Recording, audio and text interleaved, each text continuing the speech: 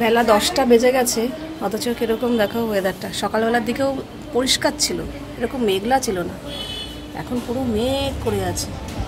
মনটা বেশ খুশি খুশি লাগছে, আর একটা ঠান্ডা হাওয়াও দিচ্ছে।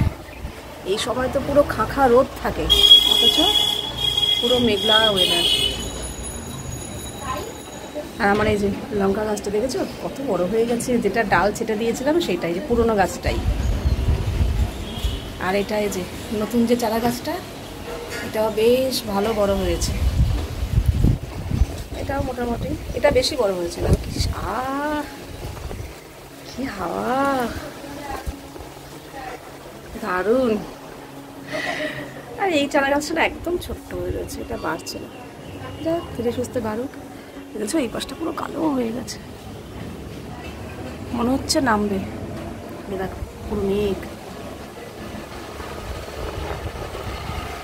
এই যে সকালবেলা সব গাছে দেওয়া জলের বোতলগুলো ভরেছি, গাছে জলও দেওয়া হয়ে গেছে। ওয়েদারটা দেখে একটু বারান্দায় এলাম। কাকান এখানে পড়তে বসেছে, অন্ধকার হয়ে গেছে রে বল।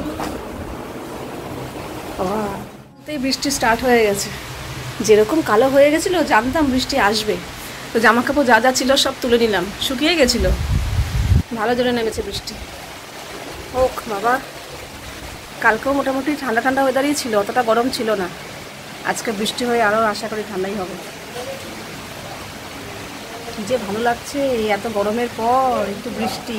ও কি ঠান্ডা হাওয়া দিচ্ছে না, কি বলবো।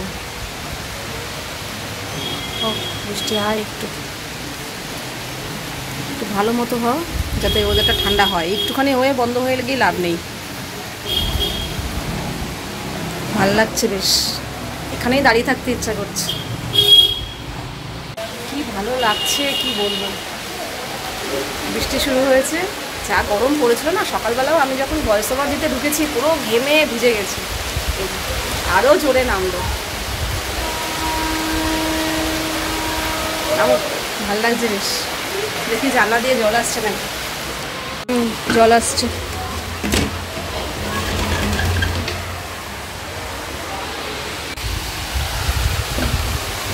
ভালো বৃষ্টি হচ্ছে।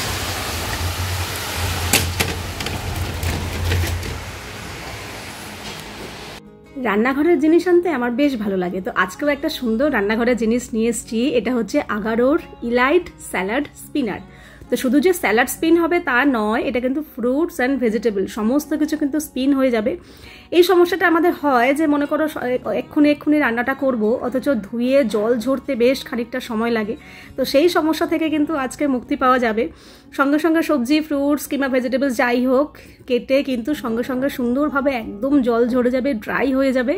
দারুণ একটা জিনিস, চটজলদি। আমাদের ব্যস্ততার লাইফে কিন্তু এটা একটা খুবই প্রয়োজনীয় জিনিস বলতে পারো। আর এটা কিন্তু নন স্কিড বেস আছে, মানে একদমই স্কিড করবে না, সুন্দরভাবে এয়ারটাইট মতো আটকে যাবে। আর আমাদের কাজ করতেও কিন্তু খুব সুবিধা হবে। এটার মেন যে বাটিটা ট্রান্সপারেন্ট, ওটা কিন্তু বেশ ভালো বড়, মানে 5 লিটারের একটা বাটি। আর ভেতরে একটা প্লাস্টিক রয়েছে যেটা দ্বারা স্পিনটা হবে, আর ওপরে একটা ঢাকনা আছে। এইভাবে রোল রোল করে ঘোরালেই কিন্তু সুন্দরভাবে স্পিন হয়ে যাবে। এক্সট্রা অতিরিক্ত যে জলটা সবজি থেকে সেটা সুন্দরভাবে বেরিয়ে যাবে। সবজি, ফ্রুটস যাই বলো একদম খুব সুন্দরভাবে তাড়াতাড়ি ড্রাই হয়ে যাবে। আর এটা এই বাটনটা টিপলেই কিন্তু সঙ্গে সঙ্গে বন্ধও হয়ে যাবে। তো এই দেখো, আমি আজকে আলু কেটেছিলাম, তো আলু কেটে তো জল ঝরতে বেশ সময় লাগে। তো ধোয়া হয়ে গেছে আলুটা। তারপরে দেখো এক্সট্রা এই এতটা জল বেরিয়েছে, আলু কিন্তু একদম ড্রাই, মানে রান্না করার জন্য এক্ষুনি একদম রেডি।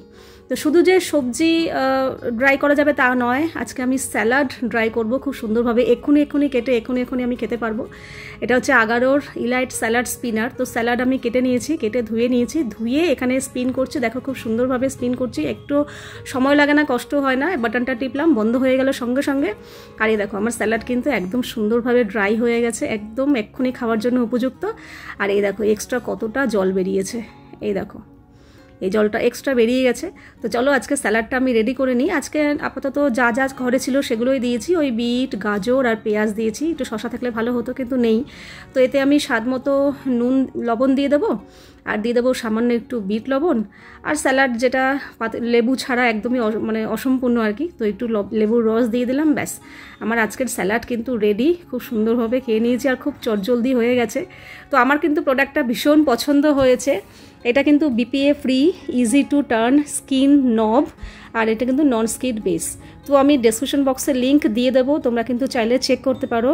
আর খুবই কাজের জিনিস, এটা নিলে নিয়ে নাও। গুড মর্নিং, আশা করবো তোমরা সবাই খুব ভালো আছো আর সুস্থ আছো। আমিও খুব ভালো আছি।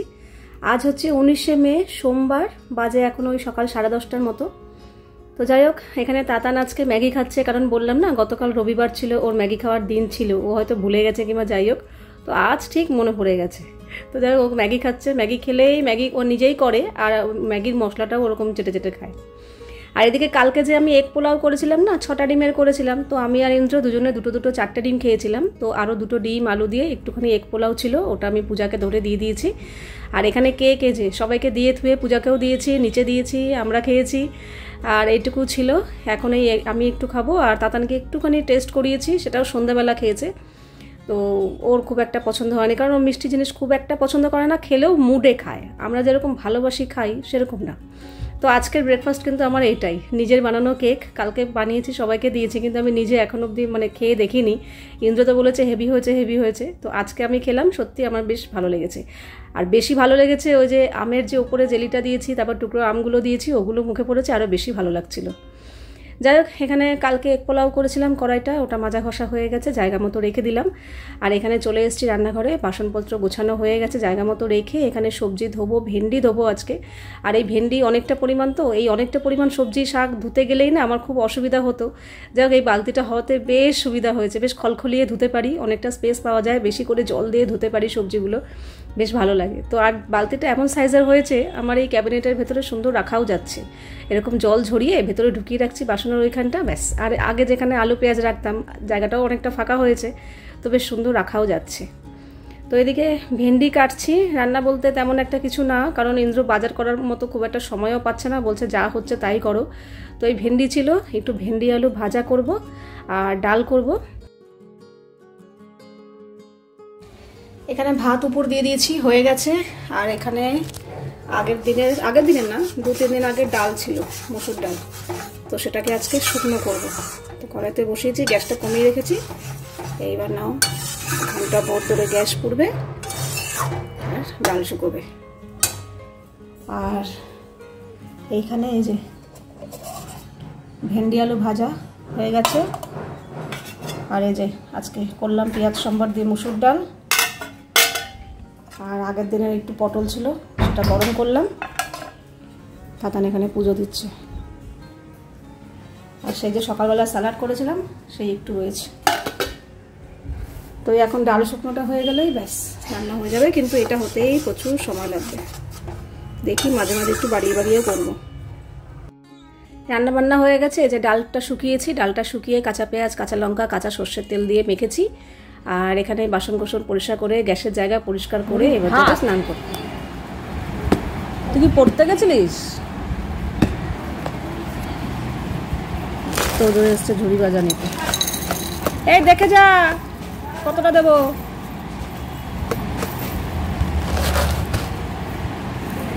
নে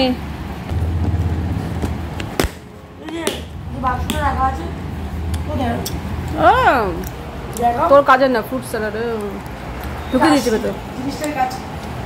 সবজি ধুয়ে ধুয়ে জল ঝরানোর। তুই কি এখানে খেয়ে শেষ করবি এটা?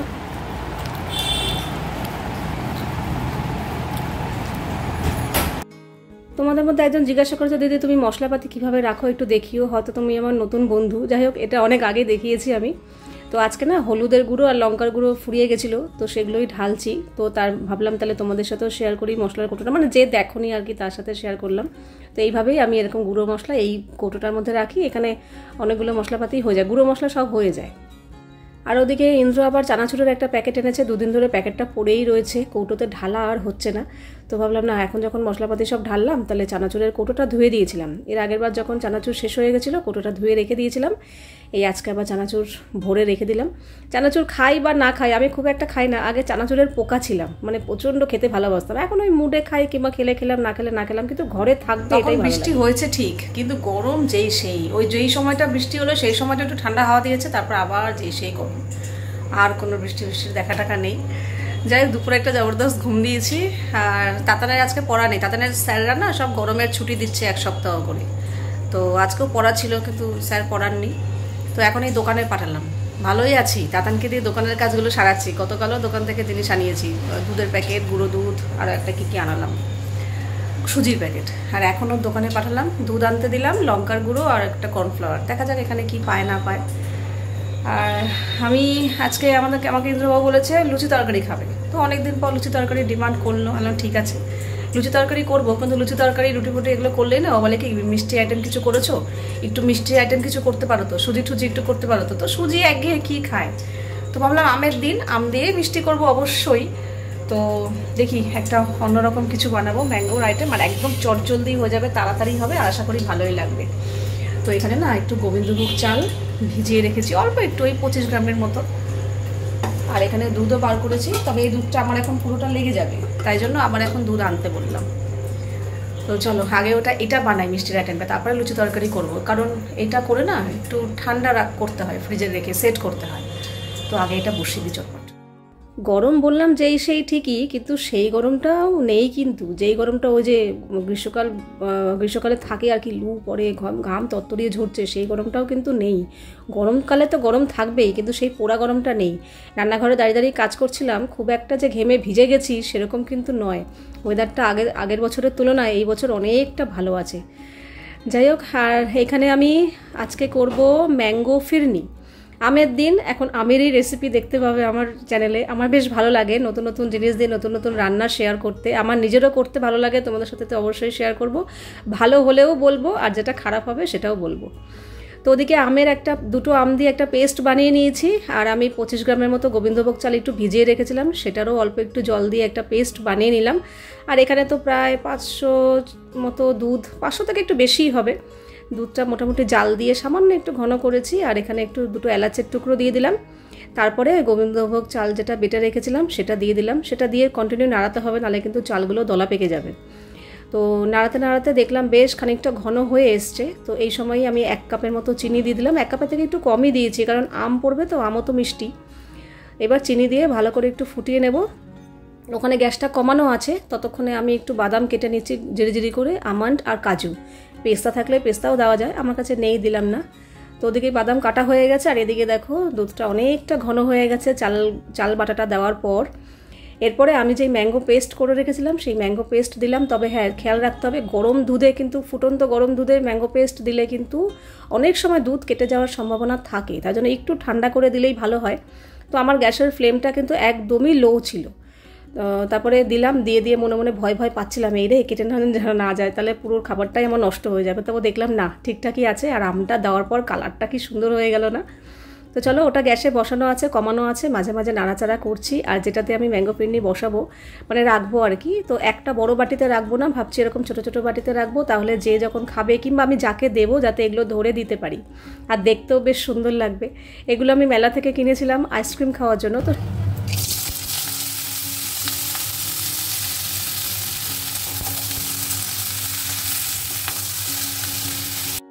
আর এটা কিন্তু আমার হয়ে গেছিলো, বেশ ভালো ঘন হয়ে গেছিলো। আমি নামিয়ে এখানে ফ্যানের তলায় রেখে বেশ কিছুক্ষণ নাড়াচাড়া করেছি, অনেকটাই ঠান্ডা হয়ে গেছে। আর আমি এখানে মাটির বাটিগুলোও বার করেছি, কারণ দেখলাম ওই 3টে আইসক্রিমের বাটিতে ধরবে না, আরও জায়গা লাগবে। তো এগুলোতে ম্যাঙ্গো ফিরনি এইসব বাটিতে ঢাললে বেশ দেখতে ভালো লাগে। মাটির বাটি বলো, ওরকম আইসক্রিমের বাটি যেরকম কিনেছি ওগুলোতে দেখতে সুন্দর লাগে। একটা যে কোনো বড় বাটিতে রেখে দিলেই হতো, কোনো ব্যাপার না, খাওয়ার জিনিস, স্বাদ তো চেঞ্জ হবে না, স্বাদ একই থাকবে, কিন্তু ওই একটু সাজালে দেখতে সুন্দর লাগে। তো এই মাটির বাটিগুলো করে আগে 3টে বাটিতে ঢাললাম। আর ওপর দিয়ে যে বাদাম কুচিগুলো কেটেছিলাম সেগুলো ওপর দিয়ে দিলাম একটু ডেকোরেশনের জন্য, প্লাস খেতে তো ভালোই লাগবে। তো দেখো দেখতে কিন্তু ভীষণ সুন্দর লাগছে। এরপরে আমার যে আইসক্রিমের বাটিগুলো আছে সেগুলোতে ঢালছি। প্রথমে 2টো বাটি এনেছিলাম, ভেবেছিলাম ধরবে কি ধরবে না, তারপর দেখলাম না একদম পুরোপুরি পারফেক্ট। এখানে 3টে বাটি আর এখানে 3টে বাটিতে একদম পুরোপুরিভাবে ধরে গেছে, একটুও বেশি না একটুও কমও না, সুন্দরভাবে। তো কড়াইটা কাচিয়েও দিয়ে দিয়েছি, আর এখানে বাদাম কুচিগুলো যেটুকু ছিল সেটুকু এখানে গার্নিশ করে দিয়ে দিচ্ছি। দারুণ দেখতে সুন্দর লাগছে। আর আমি মিষ্টিটা চেক করার জন্য একটুখানি মুখে দিয়েছিলাম, আমার তো বেশ ভালো লাগলো। তো যাই হোক চলো, এই যে কি দেখতে সুন্দর লাগছে না। তো ফিরনিগুলো সব রেডি করে রাখলাম, একটা বাটি বাইরে রেখেছি, ওটা রাত্রেবেলা ইন্দ্রকে দেবো, আর বাকি কিন্তু সব আমি ফ্রিজে ঢুকিয়ে দিয়েছি। এগুলো যত বেশি ঠান্ডা খাওয়া যাবে তত বেশি ভালো লাগবে। তো আজকে তো এটা ঢোকানো থাক, কালকে দেখি নিচে দিয়ে আসবো। আর আমি যদি ইচ্ছা হয় রাত্রে একটু খাবো, আর না হলে ইন্দ্রকেই দেবো, ও খাক। ওর আবার লুচি টুচি পরে একটু মিষ্টি, মানে রুটি লুচি যাই হোক, একটু মিষ্টি আইটেম হলে ওর একটু বেশ ভালো লাগে, মানে পছন্দ করে আর কি। তো এটা দিলে আশা করি খুশিই হবে। তো যখনই আমি লুচি ভাজছি আর ফিরনিটা মাটির বাটিতে ঢাললাম, তখনই আমার মাথায় আবার ঘুরে গেল যে না, তাহলে একটু ডেকোরেশনটা একটু সুন্দর করে সাজিয়ে আমার বর্মশাইকে খেতে দিই আর কি। তো ওদিকে মাটির যে আমার থালা আছে না, সেই থালাটাও বার করে ধুয়ে নিয়েছি। আর একটা মাটির বাটি আলাদা সরিয়ে রেখেছি। আমার 4টে মাটির বাটি, 3টেতে ঢেলেছি, আর একটা না সরিয়ে রেখেছি প্ল্যান করেই, যে ওটার মধ্যে তরকারি দেবো। তো এটা দেখে তো খুব খুশি। দেখো খাবে তো একই জিনিস তো একই, কিন্তু ওই একটু সাজিয়ে গুছিয়ে দিলে দেখতে সুন্দর লাগে আর কি, মনটা সুন্দর হয়ে যায়। যেই এই ফিরনিটা দিয়েছি তখন বলছে ওরে সাবাস, দারুণ দিয়েছে আজকে। খুব পছন্দ করে আর কি এরকম সাজিয়ে গুছিয়ে খেয়ে খাওয়া আর কি। তো এই যে ওকে এরকম ফোলা ফোলা লুচি আর এই তরকারি, আলুর তরকারি, আর হচ্ছে ফিরনি, ম্যাঙ্গো ফিরনি, এই হচ্ছে আজকের আমাদের হাজব্যান্ড মশাইয়ের স্পেশাল ডিনার, যে পেয়ে খুব খুশি হয়ে গেছে। আর এদিকে বেশ ভালো রান্নাঘরে গ্যাস জ্বলছিল, তো রান্নাঘরে গ্যাস জ্বললে না প্রচণ্ড ঘরটা গরম হয়ে যায়। তো ও আবার এখানে স্ট্যান্ড ফ্যানটা নিয়ে এসে চালিয়েছে। আমাদের খুব একটা লাগে না, কিন্তু ওর হাই প্রেশার তো, ও গরমটা বেশি। তো যাই হোক খাওয়া দাওয়া হয়ে গেল। এখানে বেশ কিছু বাসন বেরিয়েছে, এগুলো আমার মাজার বাসন, সেগুলো মেজে গ্যাসের জায়গায় পরিষ্কার টরিষ্কার করে এদিকে টেবিলও পরিষ্কার হয়ে গেছে, আর এদিকে এঁটো বাসনও কড়াইতে গামলায় রেখে দিয়েছি। তো ভাবলাম না একটু আমিও খাই, তো একটা ছোট্ট বাটি বার করলাম, মানে মাটির বাটি আর কি, ওগুলো বাকি ফ্রিজে থাক, কালকে দেখা যাবে। এই যে দেখতে তো হেভি লাগছে, ফ্রিজে রাখার পর আরেকটু জমে গেছে না, আরও বেশ সুন্দর লাগছে। তো চলো এবার 1 চামচ পুরো খেয়ে দেখি কেমন। বিশ্বাস করো খুব ভালো হয়েছে, আমি নিজে রান্না করেছি বলে বলছি না, আমার তো বেশ ভালো লেগেছে। ইন্দ্রও বললো হ্যাঁ ভালোই লেগেছে। আমের দিনে এগুলো তো আর 12 মাস করা যাবে না, এই আমের সময় এলো, এই হয়তো একবার করলাম, আর হয়তো করবই না, কারণ আমের প্রচুর রেসিপি আছে, কত করব। তো দেখা যাক, চলো এক দিন এক একটা করার ইচ্ছা আছে, যতদিন আম আছে, আম চলে গেলে আবার দেখা যাক। তো চলো আজকের ভিডিওটা এখানেই শেষ করছি, আবার দেখা হবে তোমাদের সাথে নেক্সট ভিডিওতে। তোমরা সবাই খুব ভালো থাকবে, সাবধানে থাকবে, সুস্থ থাকবে। তাহলে love you all, good night and tata. আর এই ম্যাঙ্গো ফেরনিটা অবশ্যই ট্রাই করে